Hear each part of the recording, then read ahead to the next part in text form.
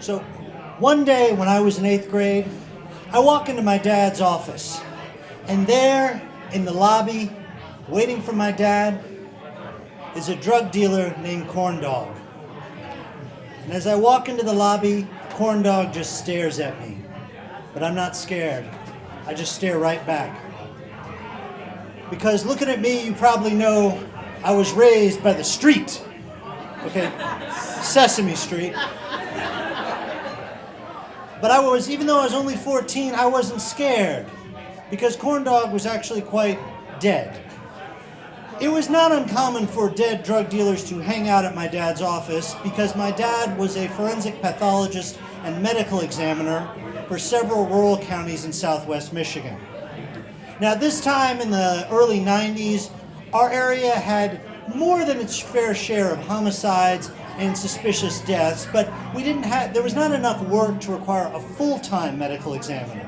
This was kind of more of my dad's side hustle. His day job was as a pathologist at a local hospital, and he would do autopsies and death investigation when necessary, usually a couple times a month. Now, as you probably can imagine, he didn't have the budget for a full-time staff to help him. But to assist him, he did have something. He had his family. He had my mom, who was a registered nurse, sometimes my sister, who was a med student at the University of Michigan, and me. A wise-ass kid who loved mysteries, but more importantly, had a strong stomach and was not bothered by the sight of blood. Especially because Dad paid me $20 per autopsy. We would roll up to an accident or a crime scene, and we would grab our equipment and the family would pile out of our Subaru station wagon, and the state troopers and the sheriff's deputies and the volunteer firefighters would just stare at us. And you could just tell what was going through. You could practically hear what was playing in their heads as they looked at us. Na na na na. Na na na na. Now, I know you all probably have some questions, and I try and answer. First, yes, I did help perform autopsies. And yes, 30 years ago, this was completely legal, and may still be today. Because keep in mind, with an autopsy, if you do everything wrong, what's the worst thing that can happen? You get a pulse? But seriously, actually, death investigation outside of major cities, death investigation in this country is probably not as well regulated as you might expect, or that you might imagine if you've ever watched any TV show on CBS. For example, in many places in the U.S., it is perfectly legal for a death certificate to be signed by someone who is not a licensed physician.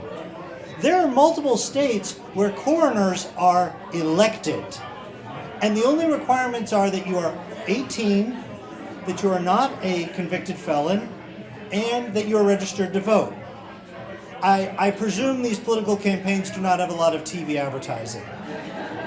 Even in major cities like here in DC or Baltimore or Detroit, there are staffs of full-time forensic pathologists who do oversee the examinations and determine the cause of death, but most of the actual examination and dissection of the body is done by people called deaners, who are usually paid only a little bit more than minimum wage, and the only prerequisite is that you have a high school diploma or a GED, and that you're okay working with dead bodies. And so this was pretty much the situation with my family. My dad was a board-certified forensic pathologist, and he would do the actual determine the cause of death. He would sign the death certificate. He would collect the evidence and also do the examination of the body, identifying entry wounds, stab wounds, and so forth. He would write the report and do all the lab work and testify in trials and inquests. My mom and I helped by doing the, for lack of a better phrase, heavy lifting of helping remove the organs and dissect them and help prepare them for my dad's examination. So, and this is actually a lot, people don't realize this, but an autopsy actually is a lot of hard work. Even with a team of 2 to 3 people, it takes at least 3 to 4 hours to do a thorough examination of the body, because you have to examine the whole body, especially in criminal cases, because you have to not only collect evidence, but also be sure that there is absolutely no other possible cause of death.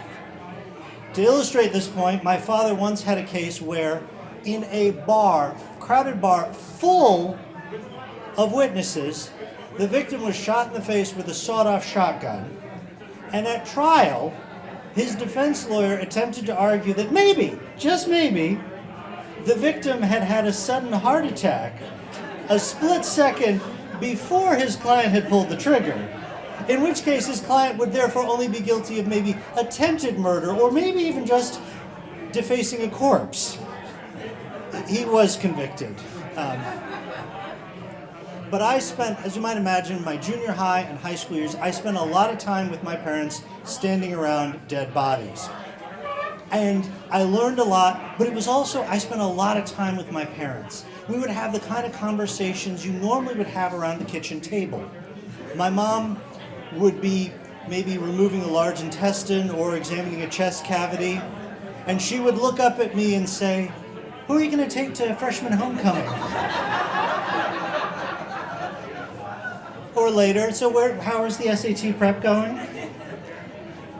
We also had the same kind of conversations over dinner, which probably would sound a little less creepy if I did not also tell you that, yes, after we did the autopsies, we usually went out to eat.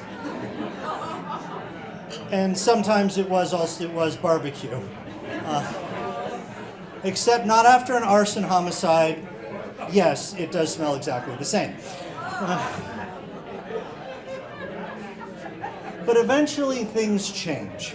I went off to college, and my dad had the opportunity to go to to become the chief medical examiner in Detroit, or as it's known among medical examiners, the big time.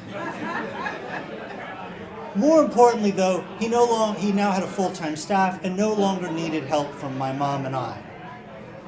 But by the summer after my junior year of college, I had the opportunity to live again with my parents while I did an internship at the prosecutor's office in Detroit. While I was working in the prosecutor's office, I was eventually assigned to the homicide unit there. I'd like to think it was because of my unique experience, but I think it might also have been because of my unique access to help cut through some of the bureaucracy of getting paperwork from the medical examiner's office, simply by the simple exchange of, "Hey Mom, can you pass the potatoes?" and "Hey Dad, when are we going to get the report about that shooting in Greektown?" But at least for those few months, I was back to kind of the time that had been in my junior high and high school time, which is especially important because in less than a year, I lost both of my parents. I know I've had less time with my parents than many people have with theirs, and so I truly treasure these memories. I think of my parents almost every day, and I usually smile, especially when I'm having barbecue. And one last thing I want to leave you with tonight is my mother's own special farewell. Now, my mother was a good Southern woman, the kind who could tell you to go to hell and make you look forward to the trip. So when my mother encountered someone who was especially rude or obnoxious, she would offer her own version of "bless your heart." So she would look at the person and she would say, "You know, I really enjoyed meeting you, and I hope very soon that you will have the chance to meet my family." Thank you very much.